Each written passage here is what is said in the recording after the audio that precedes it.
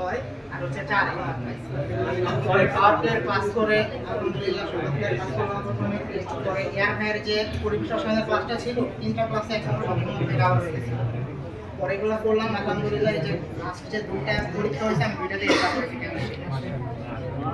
আর আগে হচ্ছে শুরুতে পাঠশালার এই যে পাওয়ার প্লে ক্লাসগুলো করার আগে বুঝতে পারতাম না যে সিকিউ কোন জায়গা থেকে আসবে, এমসিকিউ কোন জায়গা থেকে আসবে। আমার কাছে লাগতো বেসিক আলাদা, সিকিউ আলাদা, এমসিকিউ আলাদা।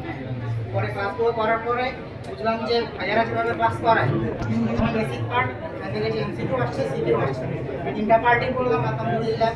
মনে হয় না যে সিকিউ আলাদা, এমসিকিউ আলাদা। বেসিক করলে পরে সিকিউ সলভ করতে গেলে বা এমসিকিউ সলভ করতে গেলে এটা অটোমেটিক্যালি হয়ে যাবে। কারণ আমি পারি, এটা তো আমি পারি।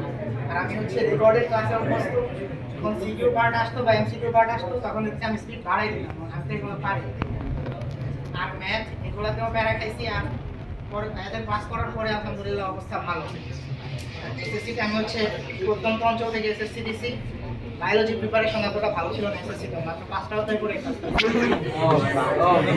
পরে এইচএসসিতে আসার পরে বন্দি পাঠশালার ক্লাসগুলো আমি হচ্ছে আমার লাস্ট ইয়ার শুরু হওয়ার আগে করছি, ফ্রি ক্লাস যেগুলো এগুলো থেকে করার পরে আলহামদুলিল্লাহ বেসিক আলহামদুলিল্লাহ ভালো হয়েছে। পরে যখন পাওয়ার প্লের কাজগুলো করছি এখন আমার বন্দি পাঠশালার এই ডিপার্টমেন্টের কারণে হচ্ছে বায়োলজি ফেভারিট সাবজেক্ট।